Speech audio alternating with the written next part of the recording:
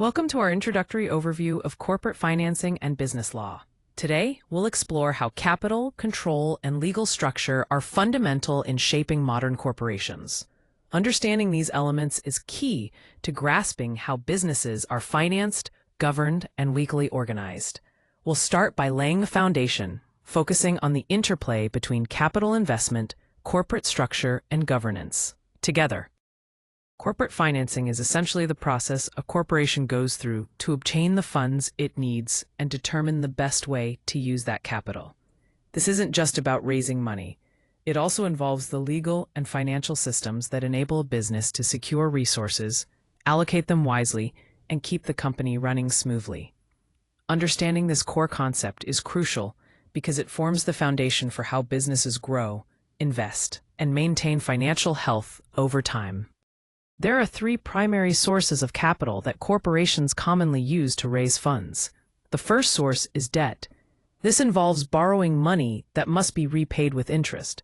Debt creates specific creditor rights and often includes covenant limitations, which are conditions the borrower must meet. In the event of financial distress, debt holders typically have priority when it comes to repayment. The second source is equity. Equity means that capital is exchanged for ownership in the company. This shift changes the voting power within the company and brings fiduciary responsibilities, along with obligations to disclose certain information under securities laws. Equity holders share in the risks and rewards of the business. The third source is hybrid instruments. These blend features of both debt and equity. Because of their mixed nature, hybrids require careful classification and come with negotiated terms for conversion between debt and equity. It's crucial to analyze their priority in the capital structure, especially under different financial scenarios. Understanding these three sources, debt, equity, and hybrids, is essential for comprehending how corporate financing works, the rights each type confers, and the risks involved. When we talk about debt financing, it's important to understand that debt represents a legal commitment to repay borrowed funds. It does not grant ownership in the business. First, any money borrowed must be paid back according to the agreed terms. This repayment is fixed, meaning there is a set schedule and a specific amount that must be returned. Second, interest payments arise from the contract between the borrower and the lender. These are obligations that must be met just like repaying the principal. Another key point is that creditors have priority. Their rights to repayment take precedence over any returns to shareholders. This hierarchy means creditors are paid before owners see any profits. So, debt financing is contractual, enforceable, and follows a clear priority structure. These core characteristics define how corporations use debt as a way to finance their operations, ensuring creditors are protected while providing the business with necessary funds. When we talk about equity financing, it's important to understand that ownership essentially means control over the company. Equity holders have several key characteristics that define their role. First, they hold an ownership stake, which entitles them to a portion of the company's assets and profits.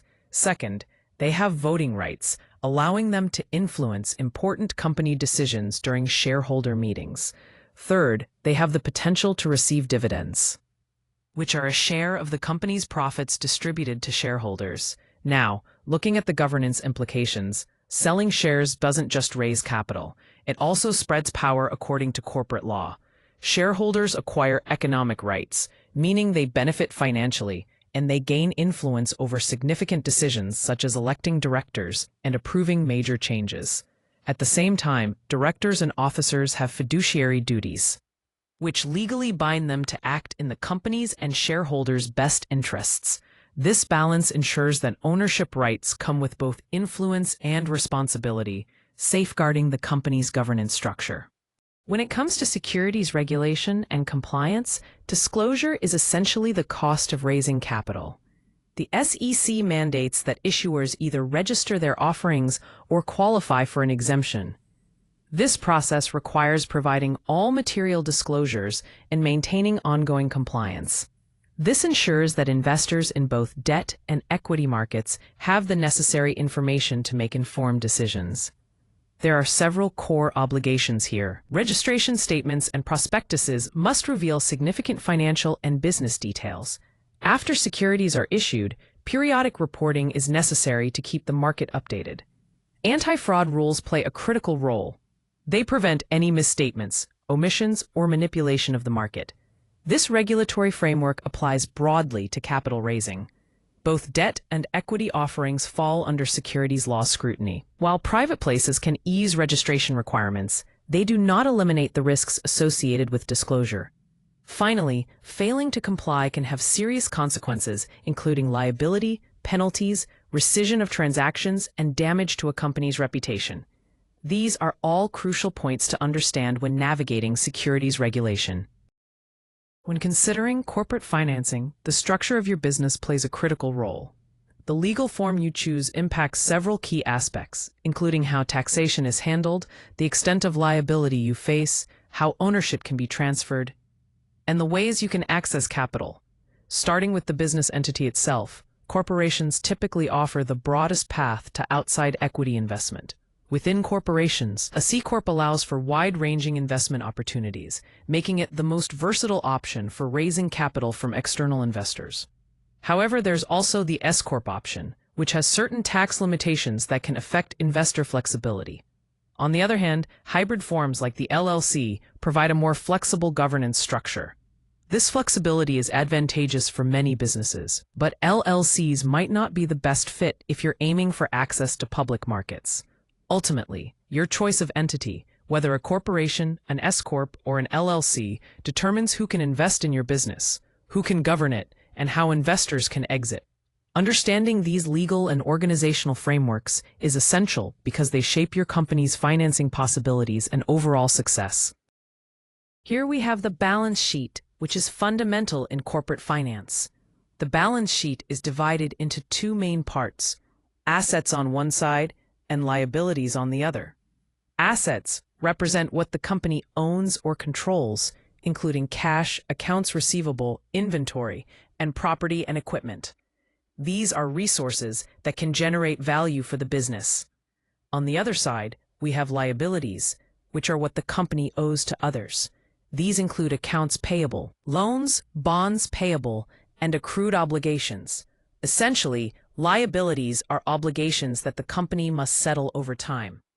The key concept here is residual interest, also known as equity.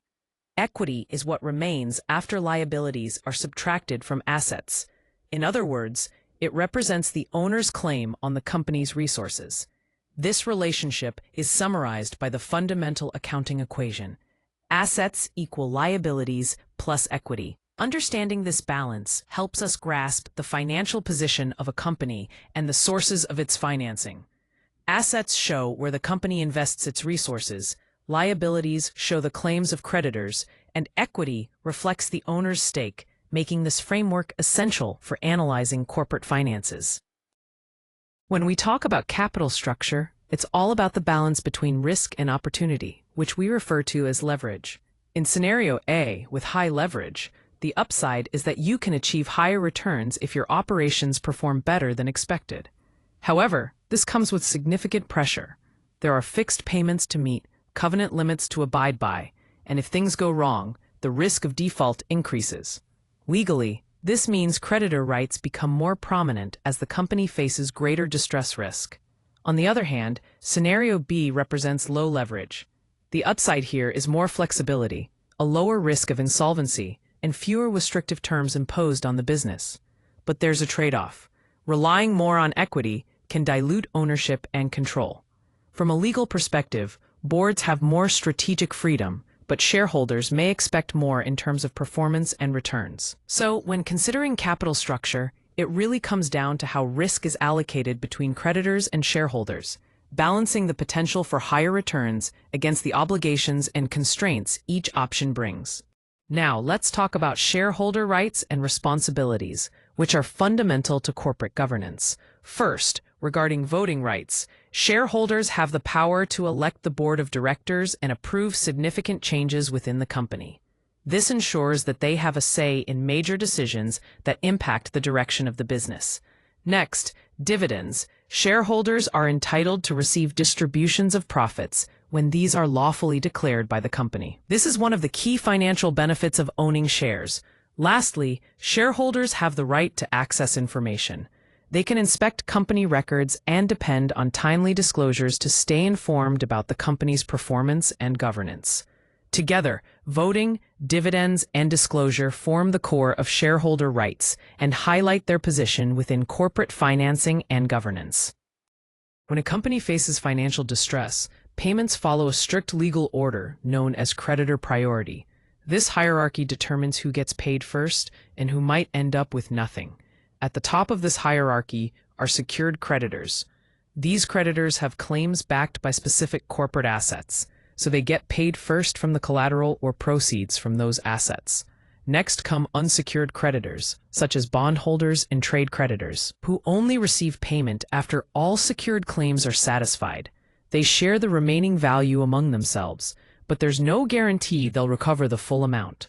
Finally, equity holders are at the bottom of the priority list. As residual claimants, shareholders get paid last, and only if there's any value left after all creditor claims are fully met.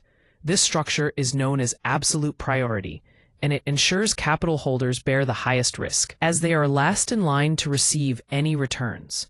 Understanding this order is crucial for grasping corporate financing and the legal precedents of claims during bankruptcy. When we talk about creditor control in debt financing, it's important to understand the role of debt covenants. These covenants are essentially contractual promises made in loan agreements that restrict or require certain actions by the borrowing company. They serve as safeguards for lenders beyond just pricing the risk of the loan. Lenders don't simply charge interest to compensate for risk. They also impose restrictions to limit the borrower's discretion. These restrictions help ensure the borrower manages their finances responsibly and complies with agreed-upon conditions. Debt covenants generally fall into three categories. First, affirmative covenants require the borrower to take specific actions. This can include maintaining insurance, regularly providing financial reports, paying taxes on time, and preserving the company's legal existence. Second, negative covenants prohibit certain activities. For example, they may prevent the borrower from incurring additional debt, selling major assets without approval, or distributing restricted dividends to shareholders. Third, financial covenants impose ratio tests, which the company must maintain within negotiated limits. These often include leverage ratios, liquidity ratios, and interest coverage ratios. By meeting these tests, the borrower demonstrates their financial health and ability to service the debt. Overall, these covenants act as managerial restraints, helping lenders protect their investment while guiding the borrower's financial decisions throughout the loan term. When it comes to financing mergers and acquisitions, there are three main options: cash, stock, and debt. Each has a significant impact on the overall transaction structure and the parties involved. Paying in cash means an immediate payment and a clean transfer of ownership, but it requires substantial liquidity from the buyer. Using stock as payment allows the buyer to preserve cash, but it dilutes the ownership interest of existing shareholders by exchanging shares with the target company. Debt financing involves taking on acquisition debt, which increases purchasing power but also brings the responsibility of future repayment obligations. The choice among these financing methods influences the risk profile, ownership dilution, and control after the deal closes. Ultimately, the legal structure of the transaction plays a crucial role in determining its economic consequences, so negotiations around consideration and closing are carefully crafted to balance these factors. Dividends are not just a matter of company preference, they are strictly governed by law. A corporation can only distribute profits if doing so remains legally justified. This means the board of directors must carefully assess the company's financial health, legal protections, and ongoing obligations before declaring any dividend. There are three key constraints to keep in mind. First, solvency. After paying the dividend, the corporation must still be able to meet its debts as they come due. Second, capital maintenance. Many laws prevent the company from paying out dividends that would reduce its stated capital or drop assets below required limits. Lastly, while shareholders often expect returns, it is the board's responsibility to determine whether issuing a dividend is both prudent and lawful.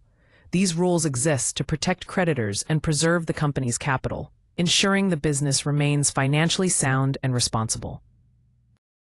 When a company decides to go public through an initial public offering, or IPO, it marks the first time corporate shares are offered for sale to the general public. This process transforms private capital into shares that are publicly traded, opening up new avenues for raising funds and increasing market visibility. The IPO journey starts with the registration phase, where the company files necessary disclosures and ensures compliance with securities regulations. This step is crucial for transparency and regulatory approval. Next comes underwriting, where investment banks take the lead. They are responsible for pricing the shares, creating effective marketing strategies, and placing the shares with investors. This step helps to balance demand and supply, setting the stage for successful trading. Finally, the shares begin trading on a public exchange. This listing allows investors to buy and sell the stock freely, providing liquidity and a market value for the company. So in summary, the IPO process involves disclosure, pricing, and listing, registration to market debut, all essential steps in bringing a private company to the public markets. When we talk about insider trading and securities fraud, the core idea is that information is power, but it must be regulated to ensure fairness in the market. Trading based on material non-public information or tipping someone else with that information is illegal under federal law. Specifically, Rule 10b-5 prohibits any form of fraud, deception, or manipulation in securities transactions. There are clear legal boundaries here. You either have to disclose the information publicly before trading, or you must abstain from trading altogether. This ensures everyone has the same access to important data. Enforcement of these rules is serious and comes from multiple fronts. The Securities and Exchange Commission, along with the Department of Justice, can take action against violators, including imposing fines, demanding disgorgement of profits, and even pursuing prison sentences. The essential takeaway is that confidential information is not a private advantage. It's a responsibility that must be handled within the law to maintain market integrity. Corporate bonds are a way for companies to raise capital by borrowing money. But instead of giving up ownership, they promise to repay the debt under specific, legally enforceable terms. These bonds are formal debt instruments governed by an indenture, which is essentially the contract detailing the bond's conditions. Key aspects defined in the indenture include the interest rate, which determines how much income bondholders earn, the maturity date when the principal must be repaid, any rights to convert the bond into stock, and call provisions that allow the company to redeem the bond before maturity under certain conditions. Importantly, indentures also protect bondholders by creating contractual safeguards against potential issuer abuses. They establish clear payment obligations, restrict some corporate actions to prevent harm to bondholders, and grant specific rights if the corporation fails to meet its obligations. This legal framework ensures that corporate financing via bonds is structured with both the company's needs and the investor's protections in mind. Now, let's focus on preferred stock, which is often referred to as a hybrid security. It's interesting because it sits economically between debt and common equity. Legally, it's considered equity, but it carries a negotiated priority that gives it some characteristics similar to debt. Preferred stock has some key characteristics worth noting. It usually provides fixed returns, meaning the dividends are stated and predictable. It also has a preference over common stock when it comes to dividends and liquidation, giving preferred shareholders priority in getting paid. In terms of rights, preferred stockholders typically have limited voting power. They usually don't have a voice in the company unless specific conditions trigger voting rights. The exact terms and rights of preferred stock are set out in the company's charter or designation documents.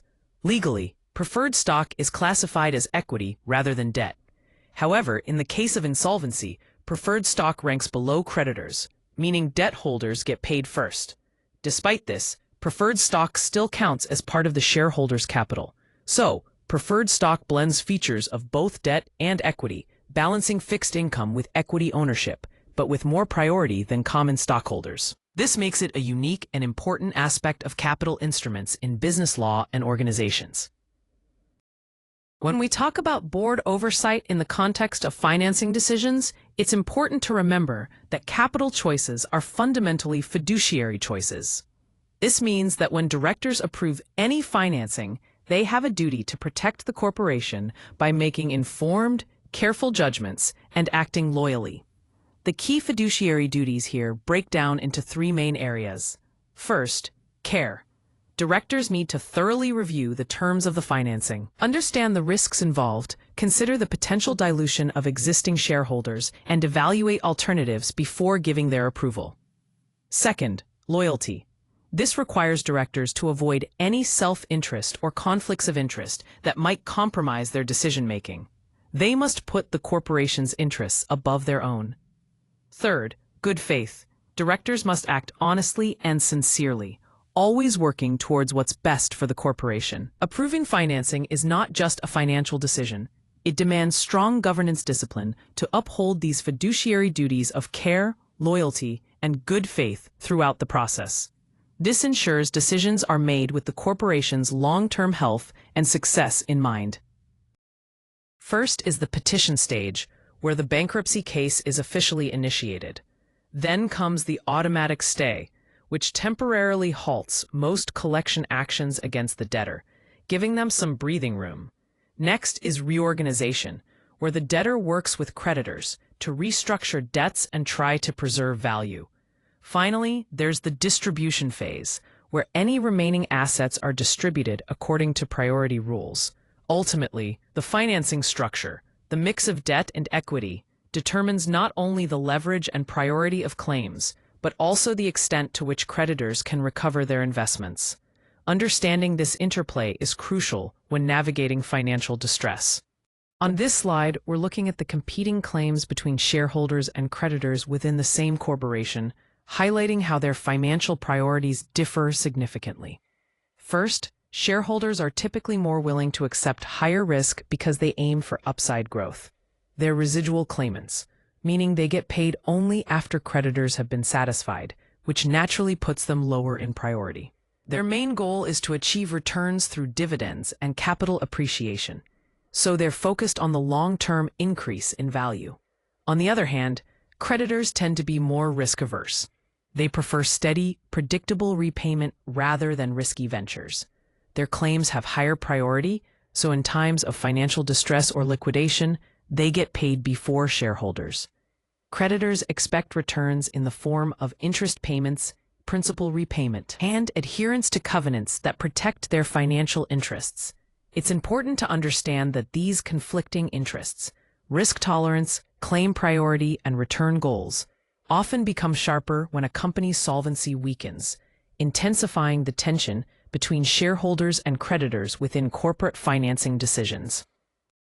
When we talk about international financing, there are several important factors to consider.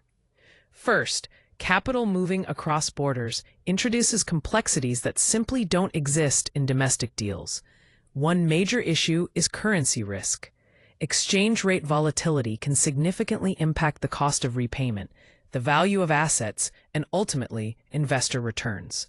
This unpredictability requires careful management to avoid unexpected losses. Next, regulatory variance is a key challenge. Different countries have their own disclosure rules, securities laws, tax treatments, and reporting standards. Navigating these differences is critical to ensure compliance and smooth operation across jurisdictions. Finally, foreign investment rules can also pose restrictions. Many countries have ownership caps or require approval processes, and some conduct national security reviews that can limit who is allowed to invest. Understanding and respecting these local rules is essential for any successful international financing transaction. Overall, cross-border financing demands a thorough understanding of markets, jurisdictions, and compliance requirements to manage risks and capitalize on opportunities effectively. To wrap up, let's focus on the four key principles that guide corporate financing as both a legal and strategic system. First, the sources of financing, whether it's debt, equity, or retained earnings, play a crucial role in shaping the company's structure. Each source affects who owns the company, how it's governed, and who ultimately controls it. Second, the law is fundamental in every capital transaction, from the initial formation rules to securities regulation. Disclosure requirements and contract terms, legal frameworks influence all financing decisions. Third, it's important to remember that stakeholder interests often diverge. Shareholders, creditors, directors, and managers might not have the same goals or desired outcomes, which can lead to conflicts in decision-making. Finally, there's a natural tension between risk and return. Typically, aiming for higher returns means accepting greater risk, so deciding on a capital structure involves balancing these legal and economic trade-offs. These principles together provide a comprehensive understanding of how corporate financing operates within both legal boundaries and strategic business considerations. To wrap up, it's important to remember that effective corporate financing is deeply rooted in legal principles. Success in capital strategy doesn't happen by chance. It requires a harmonious alignment of structure, compliance, governance, and risk management. Each component must work together seamlessly to support sound decision-making. Ultimately, law and finance are intertwined in every choice we make in corporate financing. Keeping governance, capital, and compliance aligned ensures that business organizations operate successfully and sustainably within the legal framework. This integrated approach is what drives effective and responsible corporate finance.